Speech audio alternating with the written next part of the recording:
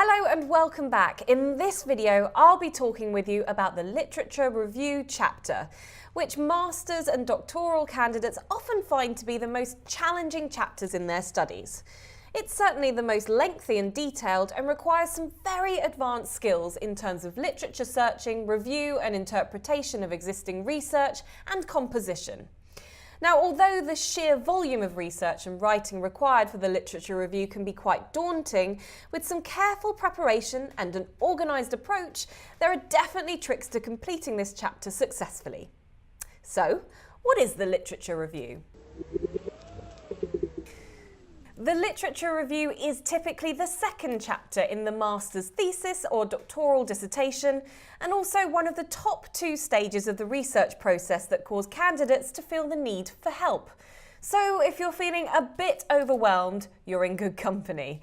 We get so many requests for dissertation consulting around the literature review, so I wanted to take some time to talk in detail about this chapter, its purpose, and how you can make it great.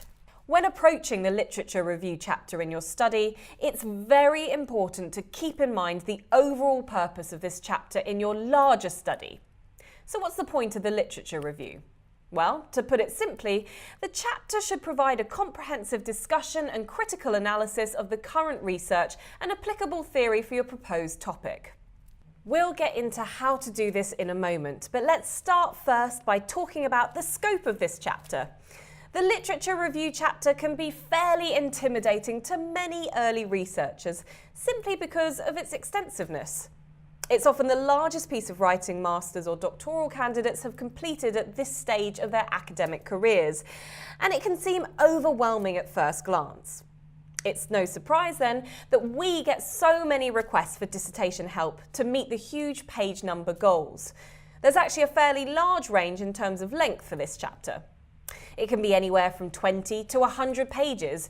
We're looking at you, UK universities, listen up. But most commonly, this chapter is 30 to 40 pages for doctoral dissertations.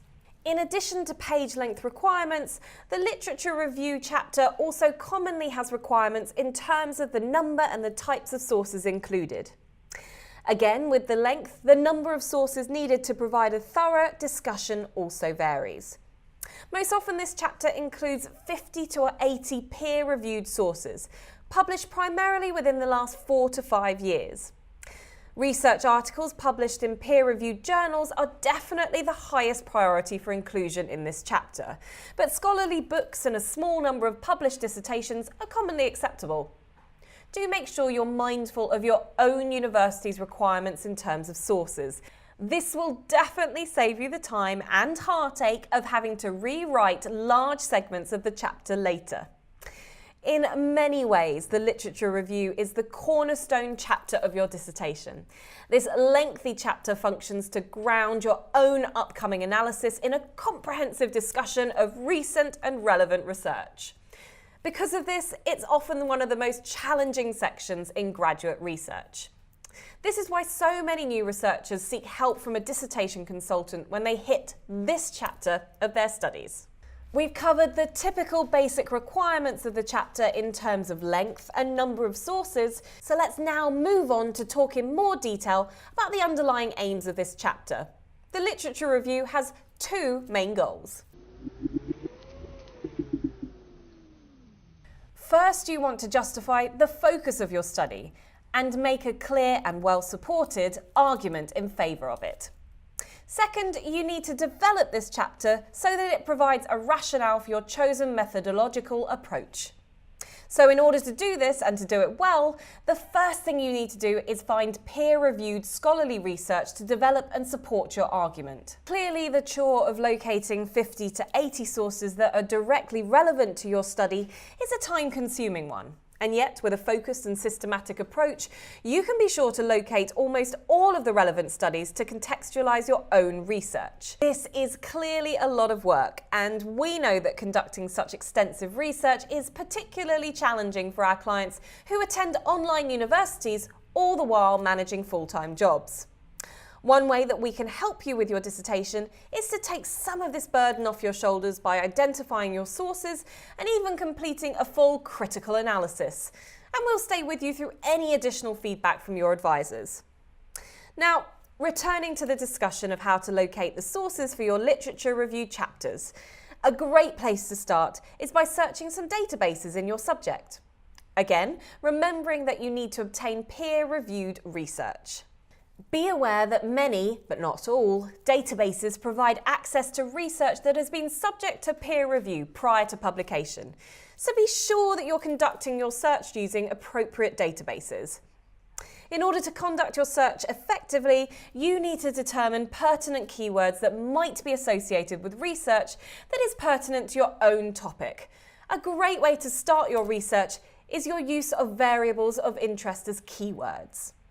Then, after you've identified a handful of articles that relate to your own topical focus, check out the keywords listed on each of these studies. Chances are you'll stumble upon many new keywords that you hadn't considered.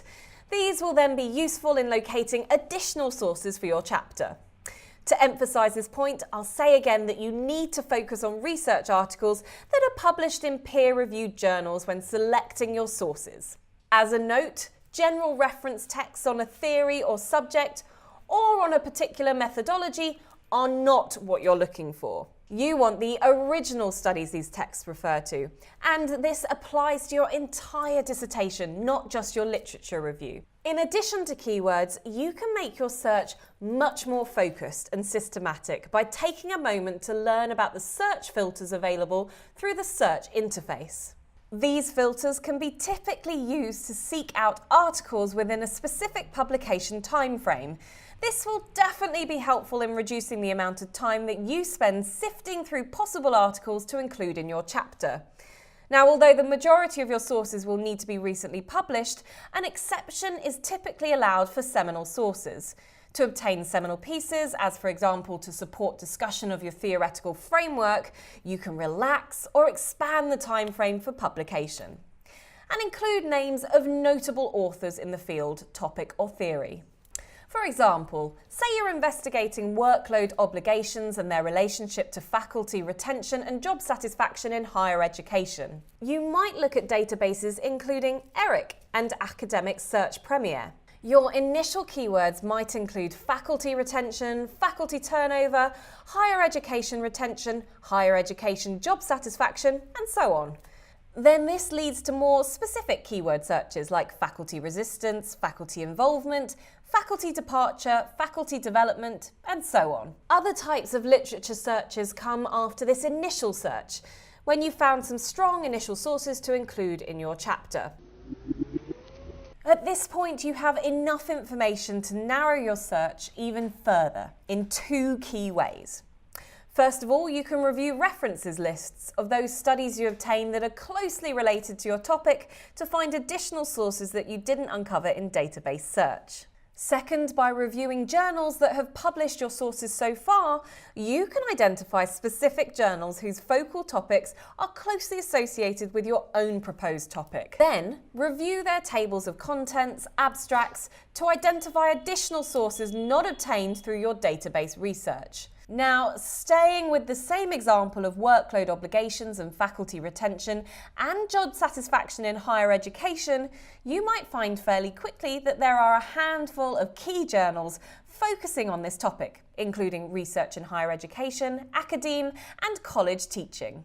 Once you've found a solid handful or two of initial sources, you can begin to focus more specifically on sources that will help you discuss your theoretical framework. You've already developed this, obviously, in the course of identifying your topic and key foundational elements. So see our topic development video for more on this. The theoretical or conceptual framework provides a basis for developing your research questions, as well as interview questions in qualitative research. Regardless of your methodology, though, it provides the explanatory framework used to interpret the meanings of your results or findings in your discussion chapter. So for our current example, you might choose something like expectancy theory. Then, as it's not specific to higher education, you would find appropriate research to situate this theory to this specific group of employees. As you move forward with the literature review, you might imagine it as an inverted pyramid, moving from general to specific. In other words, typically this chapter begins with an overview of your theoretical framework, providing some initial context to situate it within your subject or topic. Next, the chapter proceeds with discussion and critical analysis of studies that examine your topic of interest in more general or tangential ways. Then, over the course of the chapter, progress to discussion or critical analysis of those studies that most closely address variables of phenomena you intend to examine in your study, and previous methodological approaches. And since we're talking about methodology, if you happen to be completing qualitative research, I'll just mention that we offer the most comprehensive support for qualitative studies. We can absolutely provide full dissertation help with this aspect of your literature review. And this examination of the most closely related studies in terms of focus will then naturally lead to a discussion of what was not discovered in those studies and what remains to be uncovered in your own study. This is, of course, your research gap. And if you check out our video on the problem statement, you'll see that this gap in knowledge is of central importance in justifying the need for your study. Continuing with our current example, you might begin with a discussion of expectancy theory, and then move into discussion of faculty satisfaction and turnover before exploring more specific issues like workload. Particularly for master's and doctoral candidates at online universities, there's often a specific emphasis on the 85-15 standard for research included in this chapter, meaning 85% recent and 15% seminal studies. Because of our extensive experience with this requirement, we can provide whatever help you might need with meeting this requirement in your dissertation. First and foremost, be sure to organise your subject matter by themes in the literature, and create smaller subsections within your major sections, providing brief introductory paragraphs to preview the section's content for the reader. Include phrasing that ties together the findings and conclusions from all of your sources into a coherent narrative. As part of this, be sure to use transitional phrasing in which you compare and contrast the different studies you discuss. This provides good sense of flow and indicate that you understand the story contained in the literature and how it leads to your study. So for example, you might write, in contrast to Smith 2013, Williams 2015 found that, and so on. The key concepts to keep in mind when completing this work are synthesis and critical analysis. Start with strong, ideas-focused claims, expose methodological weaknesses, and point out unresolved issues or controversies. First of all, blend discussion and analysis of different studies together within your paragraphs, avoiding the dreaded reads like an annotated bibliography comment from your reviewers. This refers to the presentation of a series of paragraphs that separately discuss different studies, especially in the absence of transitional language to tie these studies together. Weaving together the findings of different studies is really pretty difficult to accomplish. Reviewers often cite a need for editing in this chapter of the dissertation when synthesis is truly the missing element. Indeed, a really common type of dissertation help we are asked for is creating a greater degree of synthesis in the literature review. For example, look at the 3 paragraphs on the screen. Each paragraph summarises a separate study in isolation from the others. This leaves the reader to draw her own conclusions, rather than developing a clear and original argument. Now, as I mentioned earlier, one of the main functions of the literature review is to provide a clear rationale for your choice of methodological approach in your study. To provide this type of helpful context as to why this approach makes sense for your study, you'll want to attend in more detail to those studies that most closely resemble your own in terms of methodological approach and topic. This means you'll want to devote more space in your chapter to these studies, giving more detail about methods to demonstrate appropriateness of such approach in your own inquiry. So let's consider our example again, which was workload obligations and faculty retention and job satisfaction in higher education. And let's imagine that you are interested in exploring faculty members' perspectives on how workload influences retention and satisfaction using a qualitative phenomenological approach. Now, these constructs are very thoroughly operationalized as quantitative variables, And you'll likely find that there is a wealth of research in which these variables are examined using quantitative methods. Given this, it will be important to highlight those studies you find that use qualitative methods to explore perceptions of such variables and how they relate to one another, especially phenomenological studies. Such discussion in your literature review will be important for clarifying how a qualitative, phenomenological approach will be optimal in answering your own specific research questions about how faculty make sense of and interpret workload factors as influential on their job satisfaction and retention decisions. Another key piece of nicely completed literature review chapter is the inclusion of summary and synthesis segments at the end of each major segment. These sections are important for highlighting key findings that you've discussed in that section and tying them back to your research focus.